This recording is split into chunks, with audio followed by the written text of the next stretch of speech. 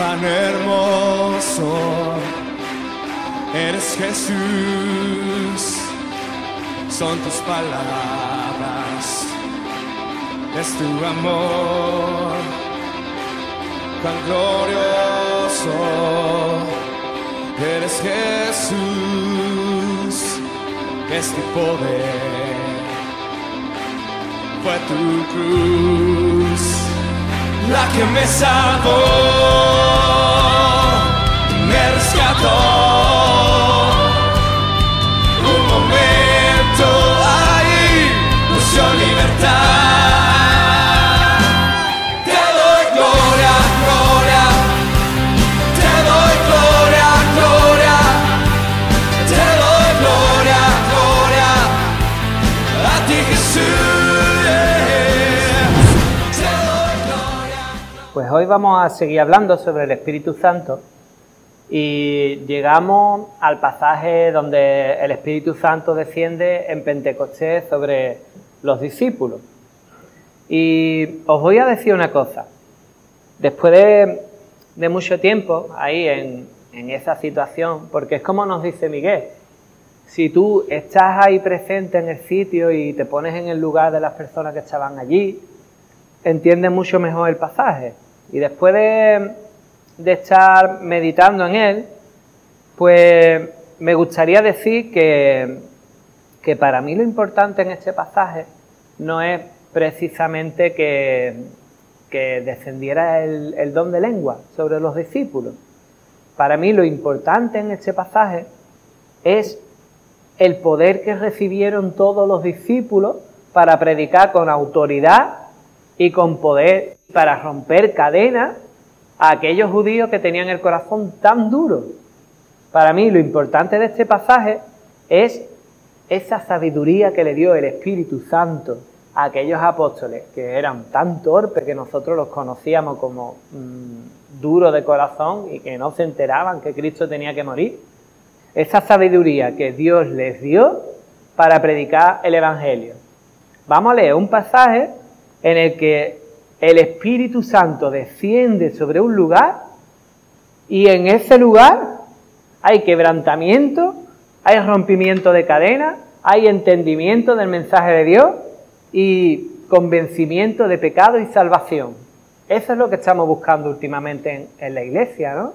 Estamos teniendo talleres de evangelización, estamos teniendo actividades de evangelización, estamos queriendo que el Señor quebrante los corazones, que el Señor colabore con nosotros y que nosotros prediquemos la palabra. Y en este pasaje tenemos un guión perfecto para hacer eso mismo, ya sea de tú a tú o en público. Así que vamos a tener en cuenta que toda la predicación va a girar alrededor de cómo podemos colaborar con el mismo Espíritu Santo que está aquí para convertir las almas a Cristo. Ese es el tema principal. Y vamos a comenzar leyendo Hechos 2, del 1 al 14. Dice así: cuando llegó el día de Pentecostés, estaban todos unánimes juntos.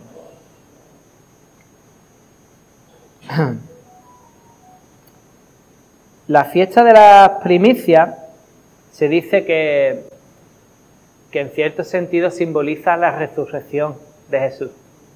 Pues desde la fiesta de las primicias hasta Pentecostés pasaban 50 días. Esa era la tradición de los judíos. Imaginarse la cantidad de tiempo que tuvieron que estar los discípulos escondidos, muertos de miedo, pero aún así perseverando, unánimes, juntos. ¿Qué significa perseverar? No dejar de hacer una cosa. Ellos estaban encerrados en un aposento, perseverando, unánime, en un mismo ánimo. ¿Cuál era el ánimo de los discípulos? ¿Qué estaban esperando los discípulos? Estaban esperando la venida del Espíritu Santo, ¿no? Estaban esperando la promesa. Qué precioso sería que nosotros nos reuniéramos un día, y 2, y 3, y 5, y 10, y una semana, pidiendo y clamando por el Espíritu Santo, por el poder del Espíritu Santo, por el fuego del Espíritu Santo, en nuestras casas, en la iglesia, en la calle, ¿verdad? Pues ellos se pasaron 50 días perseverando, unánime, juntos, sin ninguna discusión, sin ninguna disensión, sin ningún hermano que dijera, oye, no, mira, yo pienso que deberíamos, no sé, salir y buscarnos la vida de otra manera. O yo pienso que deberíamos cambiar de tema, ¿no? Qué pesado, esperando siempre lo mismo. Vamos a hablar de otra cosa que sea más edificante. Allí estaban los discípulos, todos unánimes, juntos. Y quiero hacerte una pequeña puntualización sobre estar juntos. Porque es verdad que cuando tú te encierras en tu aposento, en tu cuarto, cierras la puerta y estás cara a cara con Dios, ahí hay poder, y ahí hay unción, y ahí hay descarga, y ahí hay gozo. Pero cuando la iglesia se junta, estamos agradando de una forma especial a nuestro Dios. Dice el Salmo 133, léerselo entero si queréis. Mirad cuán bueno y cuán delicioso es habitar los hermanos en armonía. Pues te voy a decir una cosa, esas no son palabras del salmista, esas son palabras del Espíritu Santo. Para mí es bueno, para mí es delicioso. Que habitéis, no que os reunáis de vez en cuando os apetezca, no, que habitéis, que estéis juntos, en armonía. ¿Y sabe lo que dice después? Que es como el buen óleo que desciende sobre la barba de Aarón. Pues la palabra, el óleo, el agua, el viento, simboliza al Espíritu Santo. Así que tú fíjate el poder que tiene estar juntos, perseverando, unánime, sin discusión, en armonía, en la presencia de Dios. Dice la palabra que eso es como que descienda el Espíritu Santo, igual que pasó en Pentecostés.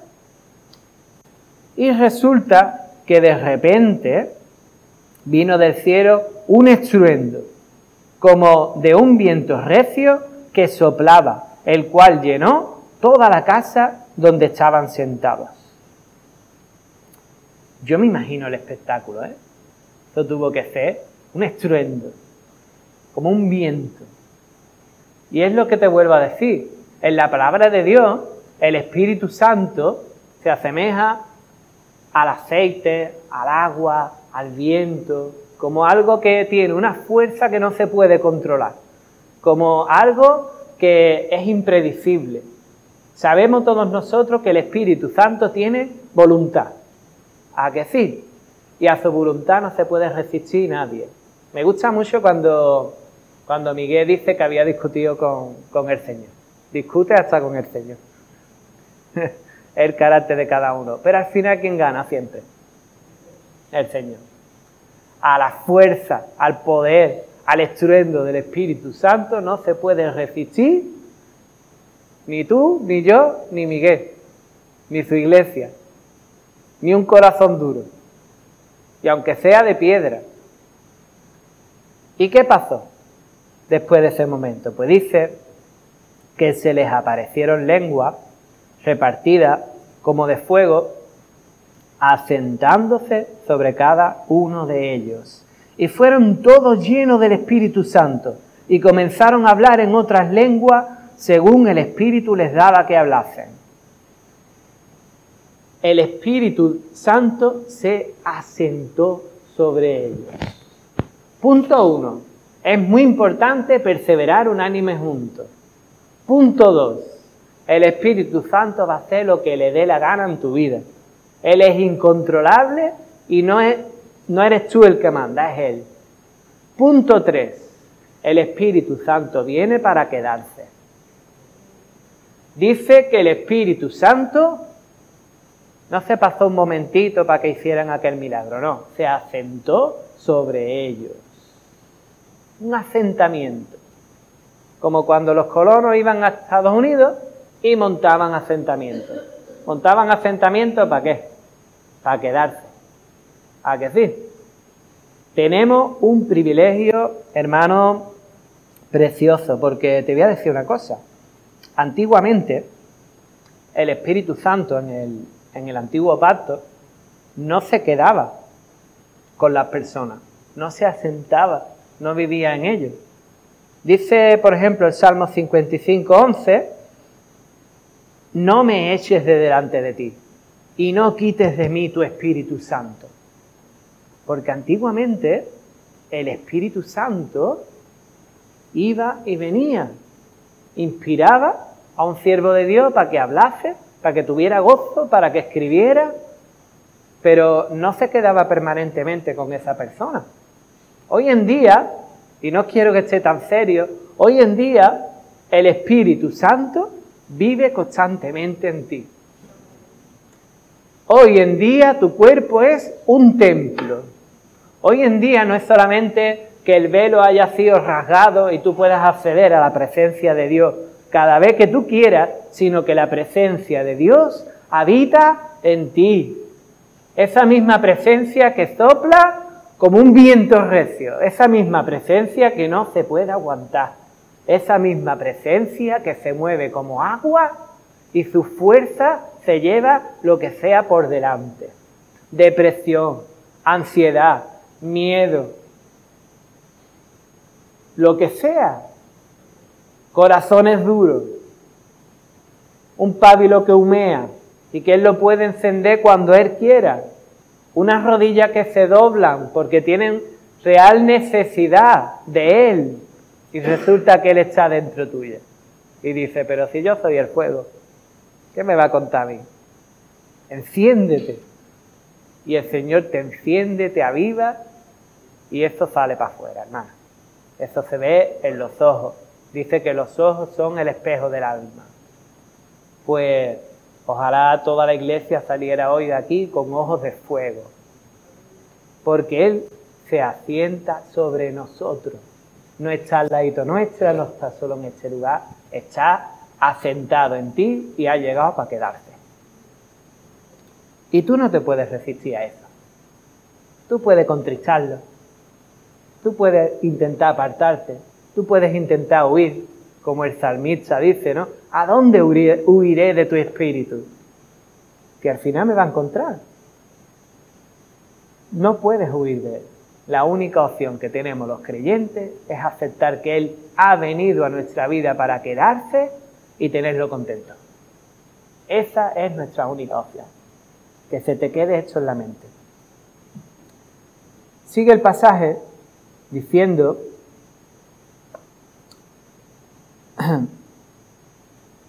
y fueron todos llenos del Espíritu Santo y comenzaron a hablar en otras lenguas, según el Espíritu les daba que hablasen. Hay que hacer una pequeña puntualización. Estas lenguas de fuego, yo personalmente opino, es mi opinión, no es aquel fuego del que hablaba Juan el Bautista, que hablamos en la anterior conversación. ¿Os acordáis cuando Juan el Bautista dijo, un día va a llegar alguien que os bautizará en espíritu y en fuego? ¿Sí? Bueno, pues nosotros, gracias a Dios, estamos bautizados en espíritu. Pero Juan el Bautista le hablaba a dos audiencias. Los que iban a aceptar y se iban a arrepentir y los que iban a seguir en sus 13. Para los que aceptaban, se arrepentían y esperaban a Jesús el Mesías, iba a haber un bautismo del Espíritu, una llenura del Espíritu. Para los que no aceptasen y siguieran en sus 13, iba a haber fuego consumidor, juicio. Gracias a Dios, nosotros tenemos la buena parte, la buena noticia. Pero hay una mala noticia, y es que quien no se crea esto ni un poquito y no lo acepte en su vida, un día será arrojado al fuego y no sentirá este gozo, no tendrá esa comunión y no será capaz en ese momento de arrepentirse, porque ya será tarde. Gracias a Dios, el Señor a sus discípulos les puso ese fuego, esa pasión, para que ellos predicasen el Evangelio como nunca lo habían predicado, ¿Tú quieres predicar el Evangelio con poder cada vez que salga por esta puerta? Pues siéntate, habla con el Espíritu Santo, dile, yo sé que tú has llegado para quedarte, yo sé que tú estás en mí, yo sé que no te puedo resistir, y si te he estado resistiendo en mi vida, te pido perdón. Yo necesito que tú me llenes hasta la punta de los pies. Yo necesito rebosar de ti. Y hasta que yo no rebose de ti, no salgo por esa puerta, porque reconozco que si lo hago sin ti, va a quedar en nada. ¿Cuántas veces intentamos convencer a las personas con nuestros propios argumentos? ¿Cuántas veces intentamos que el Espíritu Santo se calle y decirle lo que yo sé? ¿Cuántas veces no dejamos que sea el Espíritu Santo el que se mueva en nuestras vidas? ¿Cuántas veces salimos de casa sin comprobar si el Espíritu Santo está apagadito o está encendido? Qué importante es. Yo prefiero olvidarme las llaves, hermano. De verdad os lo digo. Se me olvida muchas veces las llaves. Pero al Espíritu Santo no. Y eso lo estaba yo meditando en esta mañana. Y en esta semana. Porque qué poca importancia le damos muchas veces a salir con el Espíritu Santo por la puerta. Las chaquetas sí las llevamos. Las llaves sí las llevamos. Pero el Espíritu Santo tenemos que buscar de él antes de salir. Y entonces, moraban entonces en Jerusalén judíos, varones piadosos, de todas las naciones bajo el cielo. Y hecho este estruendo, se juntó una multitud y estaban confusos, porque cada uno les oía hablar en su propia lengua. Y estaban atónitos y maravillados, diciendo, mirad, ¿no son galileos estos que hablan? Es como si nosotros dijéramos, mirad, pero esta gente no son de algodonales. Eran como los despreciados, los que no se supone que no iban a ser doctores de la Biblia. Pero el Señor, ¿sabes una cosa? Puede hacer un milagro en ti que ni tú mismo te esperas. Puede ser que tú no te consideres sociable y un día te encuentres rodeado de gente aconsejando y bendiciendo sus vidas. Puede ser que tú te consideres tímido y un día te encuentres tocando en el grupo de alabanza. Puede ser que tú te consideres una persona pesimista, ansiosa, triste, y un día resulta que Dios te utilice para trabajar con los niños. No niegues su obra, hermano. El Señor va a hacer un milagro en tu vida que muestre su poder. Y para mostrar su poder tiene que utilizar tu debilidad. Si utiliza tu punto fuerte, ¿qué clase de milagro es ese? ¿En qué eres bueno tú, José? ¿Y la gente se va a maravillar de que tú hagas una obra maravillosa de albañilería? No, ¿qué va? Pues lo mismo con todos nosotros. No te sorprenda de que Dios te llame a hacer algo que tú no te consideras capaz. Me llama mucho la atención que el protagonista de esta predicación, el que sale al frente, el que lleva la voz cantante, es precisamente Pedro. Porque Pedro fue aquel mismo que le negó 3 veces. Pedro es el que consta en la palabra como el cobarde. Pues a ese cobarde Dios lo utilizó para ponerse al frente y dar la primera predicación del Evangelio con poder. Dios va a utilizar tu debilidad. Dios va a utilizar aquellos fallos que tú has tenido en tu vida para que otra gente se maraville del poder del Espíritu Santo. Y eso no lo digo yo, lo dice la palabra.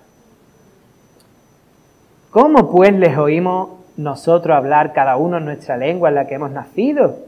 Partos, medos, elamitas y los que habitamos en Mesopotamia, en Judea, en Capadocia, en Ponto y en Asia, en Frigia y en Panfilia, en Egipto, en las regiones de África más allá de Cirene y Romano. ¿Cuántos idiomas hay aquí, hermano? ¿Está parado a pensar? ¿No eran 12 discípulos? ¿Qué cantidad de idiomas estarían hablando estos discípulos, no? en cero coma. Unos galileos que lo que se dedicaban era a pescar y poca cosa más. Había algunos que sí, que eran más cultos. Había entre ellos un doctor, un recaudador de impuestos, pero la mayoría eran personas sencillas. ¿Qué cantidad de idiomas le estaban transmitiendo a todas estas personas? Cretenses, árabes, les oímos hablar en nuestras lenguas las maravillas de Dios. ¿Qué les estarían predicando? Las maravillas de Dios.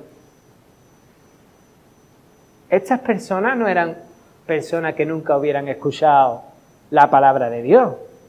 Dice que todos ellos eran judíos piadosos. Todos esos judíos habían venido de Creta, de Egipto, de Partia, de Elam y de otros muchos sitios a Jerusalén, y se habían gastado el dinero y habían hecho el esfuerzo para participar de las fiestas solemnes del pueblo de Israel. Eran personas que conocían la palabra. Y aun esas personas, puestas en la palabra, los escuchaban y decían, ¡qué maravilla! ¡Qué maravilla! No te consideres poco, hermano. Tú sí eres poco, yo sí soy poco. Pero el Espíritu Santo que habita en ti puede maravillar hasta el que tiene más conocimiento. Hay personas que nos dicen, pero si yo ya soy más cristiano que tú. Pero si yo ya tengo más argumentos que tú, yo me he leído 20 libros de esos que contradicen todo lo que tú dices. Pero ¿sabes qué? Que incluso esas personas se pueden quedar maravilladas de lo que tú estás diciendo, cuando el Espíritu Santo hace su obra en ti. O por lo menos aquí pasó. Digo yo que si el Señor lo puede hacer una vez, lo puede hacer 2 veces, y 3, y 4, y las veces que le dé la gana, ¿no, hermano? Y estaban todos atónitos y perplejos, diciéndose unos a otros, ¿qué quiere decir esto? ¿Esto qué? Más otros, burlándose, decían, están llenos de mochos. Me hacía yo una pregunta y vamos a hacer un paréntesis en el pasaje. ¿No habíamos dicho que el Espíritu Santo desciende sobre nosotros cuando nos convertimos? ¿O nadie se acuerda de las últimas 2 predicaciones? Sí, ¿no? Javier se acuerda, y 2 o 3 más. ¿Por qué en este caso el Espíritu Santo no desciende sobre los discípulos hasta mucho tiempo después de que Jesús se haya ido? Porque hay una promesa, ¿no? Dice Jesús, yo me voy, pero a partir de ahora va a estar con ustedes el Espíritu Santo, Él es igual que yo, Él os va a guiar toda la verdad, vais a hacer cosas aún mayores que yo, va a haber señales, pero allí están los discípulos, sin el Espíritu Santo. ¿Tú te imaginas lo difícil que es perseverar, unánime, juntos, sin el Espíritu Santo? Pues yo a veces en mi casa digo, es que estoy por los suelos, es que esta semana he estado con el Señor y aún así me cuesta ir a la iglesia. Pues ellos no tenían al Espíritu Santo, pero aún así estaban donde Jesús les había pedido que estuvieran. Y a mí me llama la atención, como ellos habían creído mucho antes en Jesús. Vemos mucho tiempo antes que Pedro a Jesús le dice, tú eres el Cristo, el Hijo de Dios. Ellos habían creído, pero no habían recibido al Espíritu Santo. Pues, ¿qué dice, por ejemplo, la palabra en la parte anterior de este pasaje? En Hechos 1,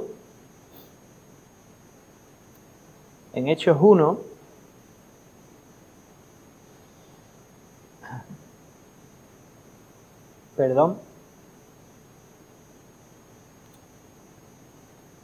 ¿Tú me lo puedes poner, Javier? Hechos 1:4. Estando juntos, les mandó que no se fueran de Jerusalén, sino que esperasen la promesa del Padre, la cual les dijo, oísteis de mí. Sabemos los evangelios que Jesús les prometió que sobre ellos iba a descender el Espíritu Santo. Y Jesús siempre cumple su palabra. Seguimos. Porque Juan ciertamente bautizó con agua, mas vosotros seréis bautizados con el Espíritu Santo dentro de no muchos días. No mucho. Sabéis que el tiempo para el Señor es relativo, ¿no? Para mí 50 días son muchos. Pero para el Señor 50 días es un instante. Si tú estás en espera, date cuenta de que el Señor tiene otros tiempos. Sigue en espera, persevera, unánime, juntos, en un espíritu, confiando en su promesa. ¿Quién está en espera hoy? Yo estoy en espera de muchas cosas.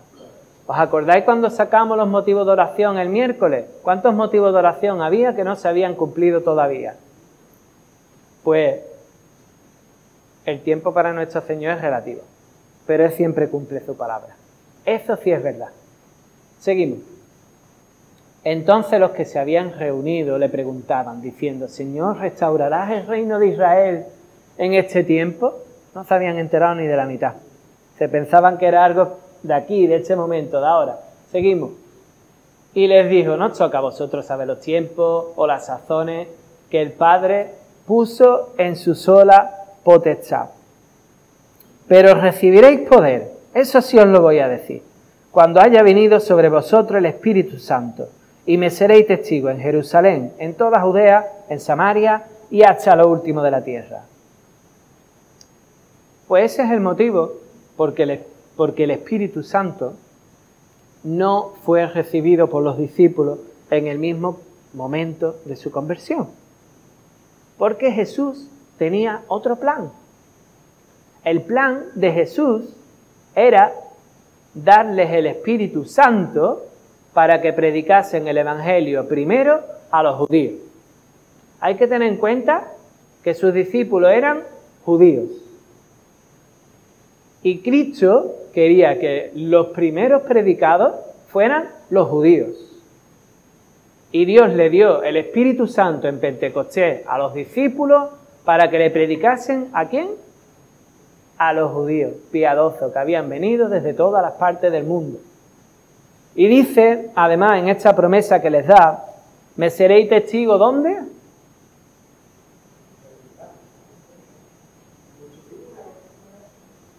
El 8, ponme el 8. Primero, ¿dónde? Me seréis testigos, ¿eh? En Jerusalén. El Señor le estaba diciendo, oye, mira, tengo un plan. Le vais a predicar primero a los judíos. Y les vais a predicar en Jerusalén. Y en el momento donde más judíos había en Jerusalén, qué casualidad, ¿no? El Señor les da el Espíritu Santo para que le prediquen a los judíos en Jerusalén. ¿Pero qué pasó después? Dice, en toda Judea. El Evangelio se extendió en toda Judea, en Samaria y luego hasta lo último de la tierra. Así que no olvidemos, hermanos, que Dios es un Dios de orden. Y que el Señor había prometido el Espíritu Santo cuando Él se fuera. Y que el Espíritu Santo lo primero que iba a hacer era predicar el Evangelio a los judíos, a Judea, a toda Samaria y hasta lo último de la tierra. Qué maravilla que precisamente aquí en este momento, en esos miles de personas que había personas de todos sitios. ¿Quién pensáis que extendió ese Evangelio a Judea, a Samaria y hasta lo último de la tierra? Aquellas personas que estaban allí, no solamente los discípulos. El plan de Dios es perfecto. No te embotes, hermanos, sé que son muchos conceptos, pero eso es lo que dice el pasaje, eso es lo que yo aprendo de él, que el plan de Dios es perfecto, que aunque tú pienses que no se está cumpliendo su promesa, que aunque tú pienses que tu forma de ver la vida, de ver tu comunión con Dios, de ver la Biblia no se corresponde con lo que está pasando en tu vida, el plan de Dios es perfecto. Y cuando Él cumpla su plan en tu vida, vas a decir, madre mía, pero si es que no me estaba enterando. Es que su plan es perfecto y ha salido perfecto. Y eso fue lo que ocurrió en Pentecostés. Dice Primera de Corintios 12, del 4 al 10, te lo leo. Primera de Corintios 12, del 4 al 10. Ahora bien, hay diversidad de dones, pero el Espíritu es el mismo. Y hay diversidad de ministerios, pero el Señor es el mismo. Y hay diversidad de operaciones, pero Dios, que hace las cosas en todo, es el mismo. Pero a cada uno le es dada la manifestación del Espíritu para provecho. Porque a este es dada por el Espíritu palabra de sabiduría, a otro palabra de ciencia, según el mismo Espíritu, a otro fe por el mismo Espíritu, a otro dones de sanidades por el mismo Espíritu, y a otro hacer milagros, a otro profecía, a otro discernimiento de espíritu, a otro diversos géneros de lengua y a otro interpretación de lengua. Pero estas cosas las hace uno y el mismo Espíritu, repartiendo a cada uno en particular como Él quiere.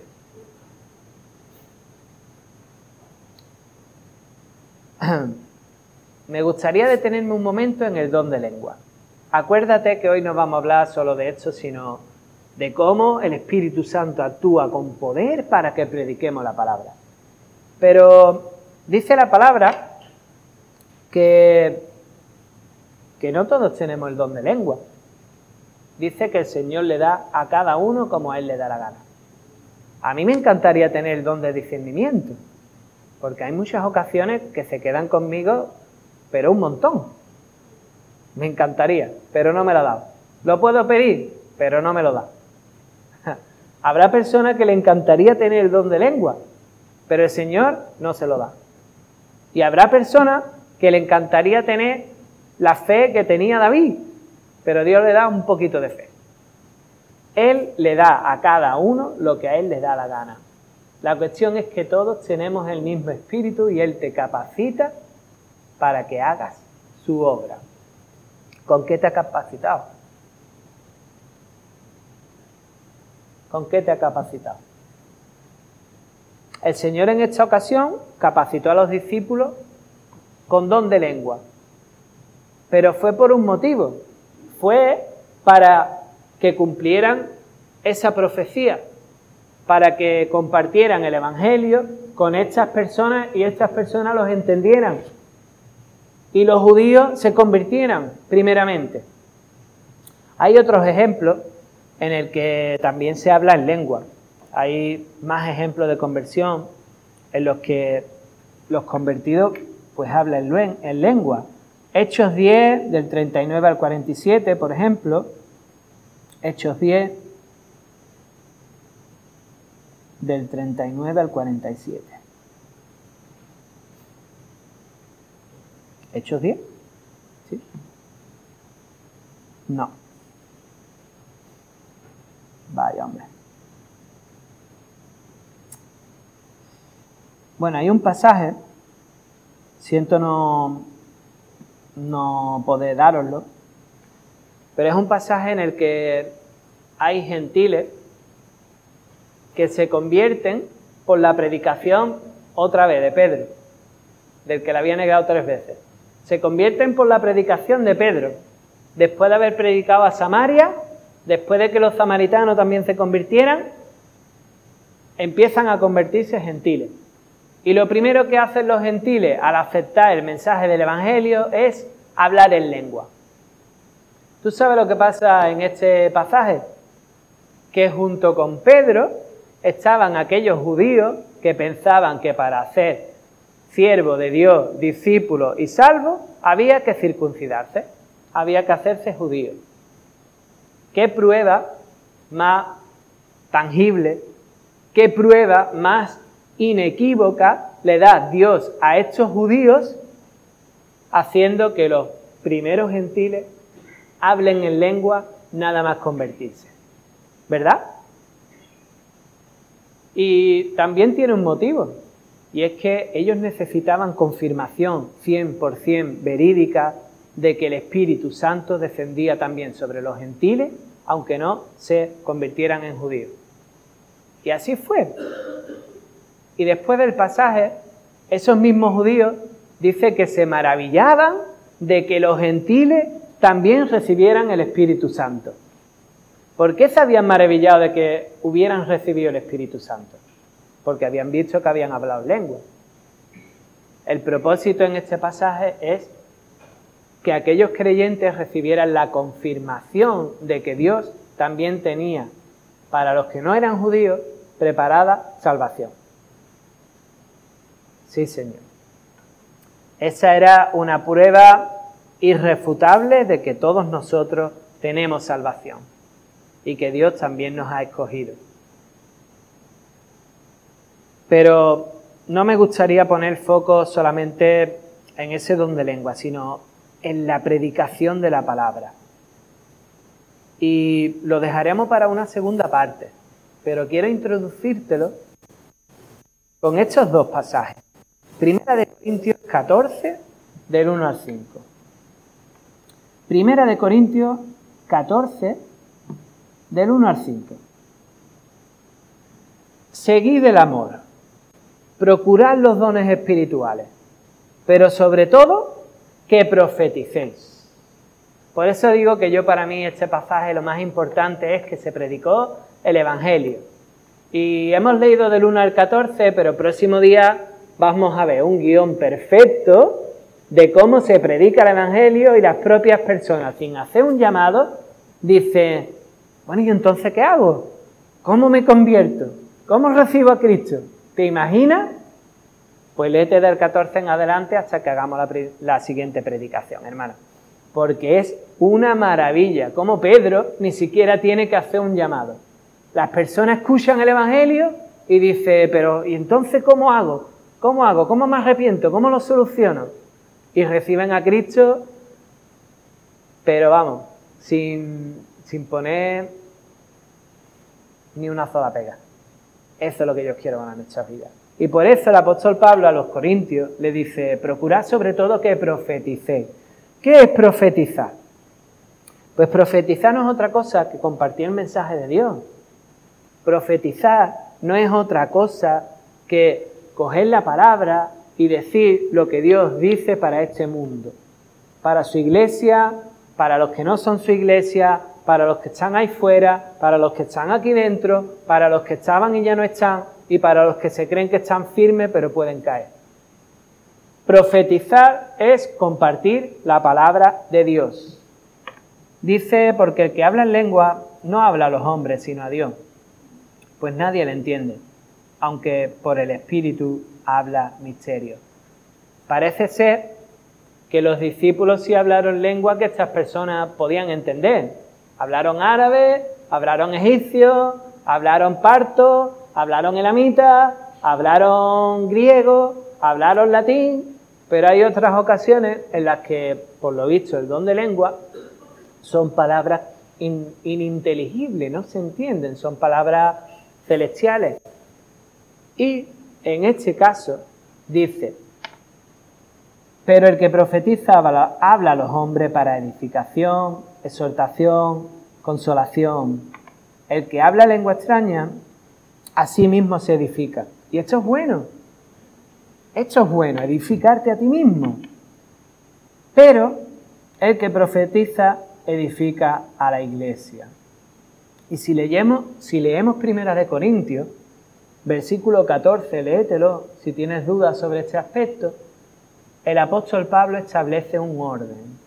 No te lo voy a decir de forma amplia porque se nos iría el tiempo, pero el orden es básicamente, oye, mira, hablar en lengua te edifica y es bueno. Pero si tú quieres edificar a la congregación, hacerlo por turno, como mucho 2, 3 personas, y que haya alguien que traduzca, alguien que le diga a la congregación lo que ustedes estáis hablando. Si no es así, habla para ti mismo. ¿Es lícito hablar en lengua? Sí, pero si no hay alguien que traduzca, habla para ti mismo y deja que los que están hablando cosas que se entienden, hablen.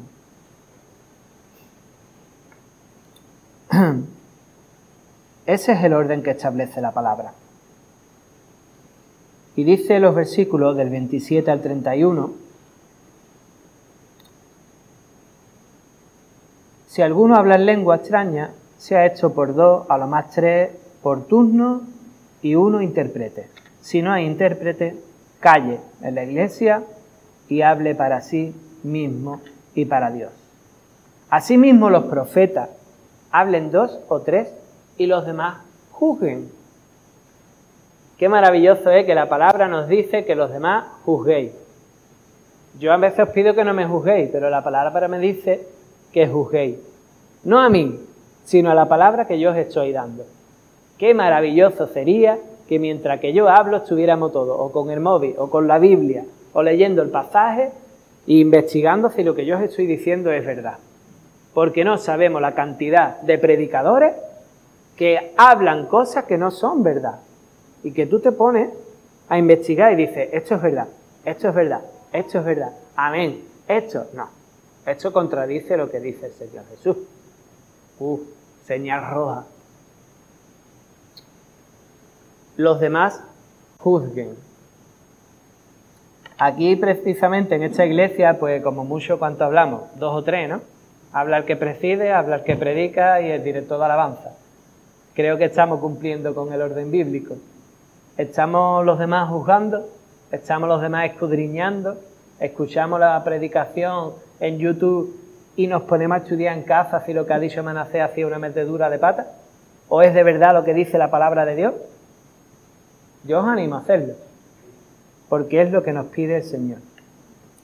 Si algo le fuera revelado a otro que estuviere sentado, calle el primero, porque podéis profetizar todos uno por uno para que todos aprendan y todos sean exhortados. Eso quiere decir que no todos podemos hablar en lengua, pero sí todos podemos profetizar.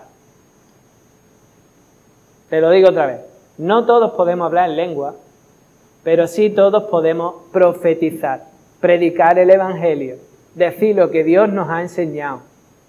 Todos nosotros podemos hacer como Pedro y predicarle a las personas y que el poder de Dios medie por medio de nosotros y las personas mismas, sin que hagamos un llamamiento, se pongan de rodillas delante de Jesús y acepten que Él es el Dios verdadero. Todos nosotros. Y eso es para edificación de su iglesia y para edificación del que lo escucha. Y por eso nos dice la palabra que todos, uno por uno, podemos predicar el Evangelio. A mí me gustan mucho los cuadraditos que hacemos para compartir del Evangelio. Cogemos un pasaje y todo el mundo habla. Pues no, ya no lo digo yo. Lo dice el apóstol Pablo, inspirado por el Espíritu Santo, hermano. Cuando hacemos ese cuadradito, todos, uno por uno, podemos decir lo que el Espíritu Santo ha dicho a nuestra alma basado en la palabra. ¿Sí o qué? Pues más participación los miércoles cuando hagamos el cuadradito, hermano. Porque el Señor os da espíritu de profecía a todos ustedes. Y diréis ustedes, espérate, eso de profecía me suena a mí un poco extraño. Me suena a un movimiento que no se corresponde con lo que nosotros hacemos. Pues mira, te voy a decir para terminar en qué consiste esta profecía. Hebreos 1 del 1 al 2. Apúntatelo. Hebreos 1 del 1 al 2. Hebreos 1 del 1 al 2. Y después de este pasaje os dejo con la miel en los labios para que el próximo día escuchemos a Pedro predicar el Evangelio. Dice así: Dios, habiendo hablado muchas veces y de muchas maneras en otro tiempo a los padres por los profetas, menos mal que ahora estamos en este tiempo. Porque imagínate que Dios te hable a ti por muchos medios, de muchas cosas, y que tú tengas que enterarte, que estás en comunión con Él y saber lo que te está diciendo. Eso es un poco complicado. Y eso es lo que hacían los profetas. Pero ahora, en estos postreros días, nos ha hablado por el Hijo. Nos ha hablado por Jesús. Si tú escuchas a Jesús, puedes profetizar. Si tú escuchas a Jesús, puedes predicar el Evangelio. Si tú escuchas a Jesús, tu palabra tiene poder, porque no es la tuya, es la de Jesús. A quien constituyó heredero de todo y por quien asimismo hizo el universo. ¿Qué te está diciendo aquí? que eso de profetizar no es una cosa tuya, que solo tienes que mirar a Jesús, mirar el Evangelio, ver la condenación, la solución, el mensaje de Cristo, comprenderlo por medio del Espíritu Santo, y el que es soberano del universo, el que es el Rey, el que es incontrolable, va a hacer su obra por medio de ti. Y eso nos da una seguridad. ¿A ti no te da seguridad? ¿A ti te da seguridad, Cande? A mí me da una seguridad tremenda. Porque ya no depende de mí.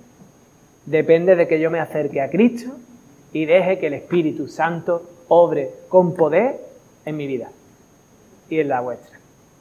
Y en las que están ahí fuera. Que el Señor te bendiga.